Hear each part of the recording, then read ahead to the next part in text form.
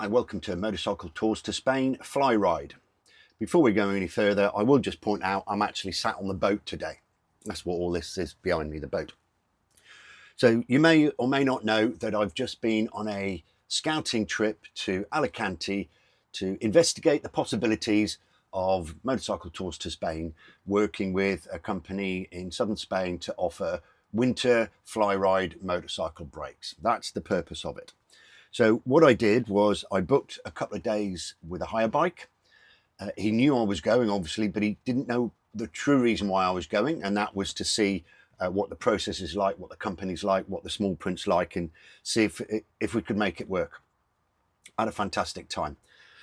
Flight, obviously, dirt cheap, EasyJet out of Bristol. Went relatively smoothly. The first thing I'll mention on that was that I travelled without hold luggage. I had hand luggage. I upgraded to more leg room, which meant I got 2 hand luggage bags, and one of them my helmet fitted in perfectly. So what I did was wear my motorcycle gear, which worked great. There was no discomfort in that. It's only a 2-hour, 30-minute flight. I didn't have my back protector in. I had that in my hand luggage, so it's more comfortable, and that worked great. However, on both flights out of Bristol and out of Alicante, I was singled out, allegedly randomly, but I must look suspicious with bike gear, I don't know, for a full pat down, and they opened up my bags and swiped them for explosives. So, all right, mild inconvenience, but no big bother. Pick up from the airport, spot on, dead easy, coming out of Alicante. Guy's waiting for me, jump in the car, and he takes me to the hotel. Have a look at this room. I thought I'd show it you before I mess it up. Not bad, that. Good bed. No need to show you the loo. You know what a loo looks like, but look, this is really good. How do you know you're in Spain? Well, you don't unless you can open the fucking door. And we got talking in the car. I checked in the hotel, went across to where the bikes are, and they were spotless. The welcome was warm, professional. The guy knows what he's talking about. It was absolutely fantastic, actually, over the next 4 days, talking to a guy that's as passionate about routes and the same kind of routes that I like to ride, that he likes to ride. So we were just talking routes for 4 days. One of the measures I was looking for with the standard of the bikes was the maintenance. And of course, anybody can fill in a maintenance record, so that's no evidence. So what I like to look at are the chains and tyres. So I had a good look at the chains and the tyres, and every single bike I looked at, and I'll come on to it in a minute, but there was over 40, had spot on tyres on them, and all the chains were just right. They weren't all oiled up, splattering oil everywhere, and neither were they dry. They'd been cleaned, and really good lube on there. And to me, that's an indication about what the rest of the bike, how it's maintained. So pleased with that. I went out with the idea to visit these companies and see if we could arrange to work together. But I had one absolutely deal breaker criteria, and that's the insurance. I don't know if you've looked into fly rides, do so by all means. They'll advertise a fly ride holiday. Let's say it's I don't know, 4 days, £3,500.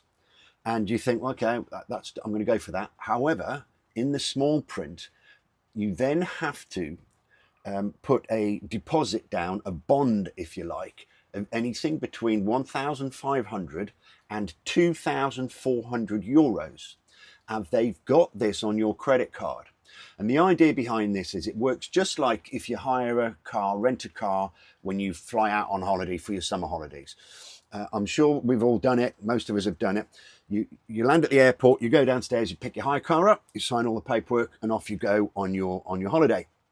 You come back a week, 10 days later, you drop your hire car off, and they come and inspect it. Then what they do is that, look, you've got a scratch on that bonnet. That's over 7 centimetres. Let me have a look on the list. 7 centimetre scratch. That's 400 euros for the respraying the bonnet. And you're thinking, hang on a minute, I didn't do that scratch. That scratch has been on there years. Now they've got you because you're in a rush to get to the airport to check in to catch your flight. What are you going to do? Oh, look at that. There's a dint on the door. Let me look at my chart. Yeah, that's 300 quid for the dint. This is not uncommon and it's not unusual. Natalie had this. She went to Greece last year. She had exactly the same thing. But what Natalie did when she picked the car up, she videoed the entire vehicle. And when she got back to the airport to drop the car off, the first thing they said to her was, look at that damage. And she said, hang on, I've got a video here. And they said, oh, have you? Never mind, off you go. Have a nice flight. Now, I cannot have this if I'm taking guests out to Spain. So I met up with a hire company and they couldn't do anything about this. €1,500 deposit on a credit card. I said, thank you, but no thanks. And I was a bit despondent then. I'm thinking this isn't going to work because my first criteria, it can't be met. So Vicente, what a cracking fella. He is now officially our Spanish fixer. Great lad.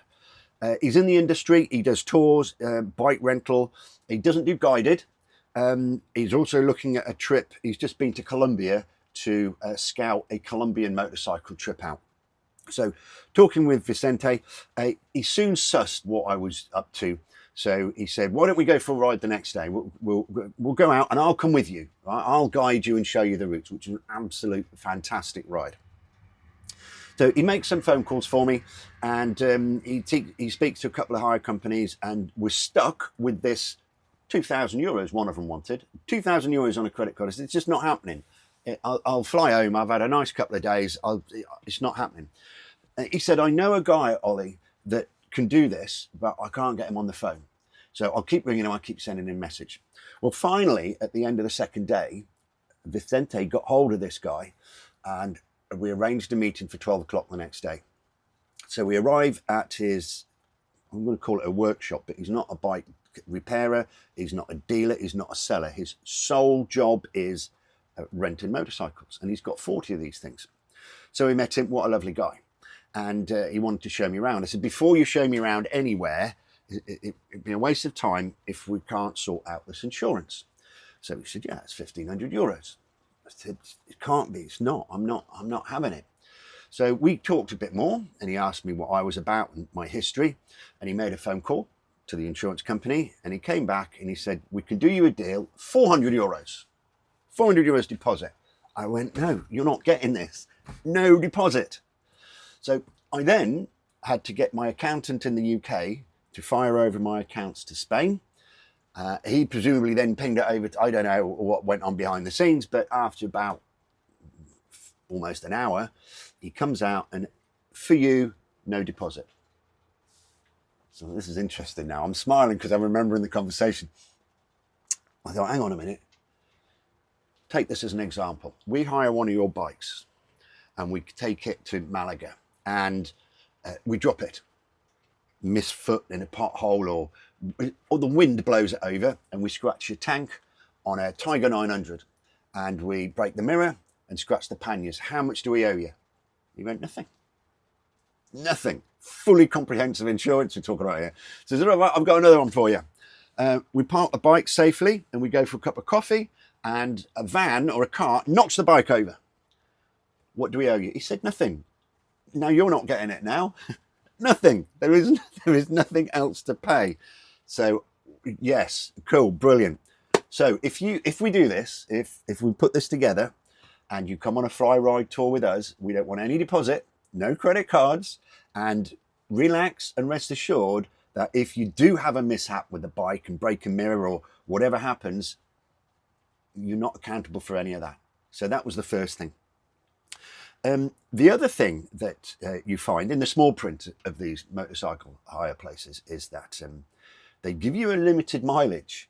And if you go over it, they'll charge you anything from 30 to 45 cents a mile. Thinking, well, that's restrictive. So we negotiated, I've got rid of that. So we have got unlimited mileage. Not that we do silly miles. If you've been on tour, you know we don't do silly miles, but I don't want that parameter to stop us enjoying something. Oh, we've got to start paying more money for the bikes now. Imagine how pissed off you'd be if at the end of the tour I said, oh, right, thanks, Dave. Another €200, please. You'd go, what the hell, Ollie? None. So we get unlimited miles. The next question I'd got for him was seat heights. Now, I ride with a low seat on my Marini. I'm not too short. I'm 5'9.5", but I still need a low seat. And I know lots of riders have low seats. So I asked him about this. And he said, yeah, we can do low seats. Look, and he walked me through to the other part of the workshop where the other bikes were. And he got there a Triumph Tiger 850 Sport with a 760mm seat on it, permanently lowered. Other bikes he's got low seats for, and he said, look, Ollie, if you have a client that's particularly worried about the seat height, get their measurement, their maximum measurement, send it me, and I can always adjust suspension or linkage and seats, and we've got to make sure they're comfortable on this bike. Now, we can't do that with all the bikes, obviously. We can't do that with all the bikes, but there's plenty of low seat options. The kind of bikes we're talking about here is anything from your BMW 750, 850s, your Tiger 850s, your Tiger 900s, your Africa 201100s, I've got a Tiger 1200, your GS 1250 GSs, and the Adventurers, and the 1300s as well. This is the kind of, oh, he's got an NT 1100 there, I saw. He's got a Benelli 502 and a Benelli 702, if you wanted to try one of those out. So the next thing we're talking about was, okay, so what do we do about luggage? Because, you know, we're going to be coming over, we're going to be flying over, and we're going to be staying a week. No worry, 3-part luggage included on all the bikes. But if you don't want all 3 parts, we'll leave the top box behind. Some people prefer a tank bag as opposed to a top box, and I know Natalie's one of those. So we can set the bike up with 2 panniers or all 3, or just a top box if you want. That's your shout, you let us know. The only time a bike doesn't have the 3 hard luggage is when he's got a, was it Honda Rebel and a Triumph Speed Twin retro looking bike, and that had got the leather saddlebags on there, no top box. So we get in there now, I'm grinning now, I'm thinking, do you know what? This could work. If I can get the costings right, this is looking good. My next question is, right, we hire a bike and we go on tour, and the next day it doesn't start. Let's say it's, I don't know, water pump or electronic unit gone down. He said, I'll get you a replacement bike within 24 to 48 hours. Interesting. I said, but what is it? Is it 24, 48? He said, well, it depends where you are. I said, well, I can help you with that because we won't be in the north of Spain. If we're going to do the north of Spain, the Pyrenees, the Picos, the Cantabria Mountains, Santiago, or Portugal, we're going to come over on the ferry to Santander. The areas we're interested in, I'm interested in putting fly rides together, are down the south of Spain. Because the time of year we go in, that weather's going to be beautiful, and it's often missed because of the distance of getting down there. Unless you have a 3-week trip like we're doing on the Devil's Breath, that's fully booked now, by the way, where we go all the way around. But if you just want to visit Alicante, you've got to blast it on motorways, or if you take the wiggly roads, you haven't got any time in Alicante or Malaga when you get there. So I said, I'll help you with this. If we hire out of Alicante, we won't go further than Madrid, Valencia, we'll go to Cordoba, and possibly Sevilla. He said, in that case, then 24 hours. We'll get you a bike in 24 hours. And he was very keen to tell me that in the last 300 rentals, he's had 1 bike breakdown. And that was on a GS 1250 with less than 1,000 kilometers on it. And it was an electronic issue. So he showed me outside as well. And he's got 3 flatbed, 3.5 ton trucks. And on the flatbed, there are cradles for the bikes, if he needs to move bikes around. So he then said something very interesting. He said, if you want, you can start in Alicante and finish in Malaga. So what do I do with the bikes in Malaga? He said, I can fetch them with these trucks. Well, now we're talking of a makings of a fantastic plan here. What else have we got on that? I've talked about the insurance, so there isn't anything extra. Talked about the extra mileage, which we don't get. The low seat, lots of options for that, but a limited number. The luggage, if you want. Breakdown within 24 hours. When I was looking at these tours, I see some that I can't see how will work. There's a company out there advertising 4 riding days with 3 hotel nights. So the 3 hotel nights are between your 4 riding days. That makes sense. But this will only work if your flight arrives at, say, 6 o'clock in the morning and you can get straight to your bike and get on it for your first day. And equally, on the last day, you want to finish riding at, what, 4, 5 o'clock and then get to the airport for an evening flight. Well, that's restrictive on flight, so I'm not going to do that. If we put this together, we'll have 5 days riding, but 6 nights in hotel. So the first night is included and your last night's included, which means if we start the riding on a Monday, you have got Sunday night in a hotel, which gives you all of Sunday to arrive. Doesn't matter if you arrive at 6 o'clock Sunday morning or 6 o'clock Sunday evening. Pick you up from the airport and you've got a hotel. You can arrive earlier than that. You can arrive a week earlier if you wanted, but those hotels, obviously, they're going to be on you. Equally, after the last day's riding, we're not rushing to the airport. We're going to a hotel. And then any time the next day, 6 o'clock in the morning, 9 o'clock at night, you need to get to the airport. We'll get you airport transfer. What's all this going to cost? Well, talking to Vicente, looking at hotels. We're not going Paradors, by the way. We're not going Paradors. We're not going cheapo ones either. So we'll be looking at, I think, 3-star hotels, maybe some 2-star if we're up in the mountains. I don't want to be restricted on routes by having to go to certain hotels. I reckon for five riding days with bike hire included, no insurance, extras, no hidden mileage charges, with 6 nights in a hotel, including airport pickup and drop off. I can't get that any under 2,750 sterling. Let us know. What do you think? Should we do it?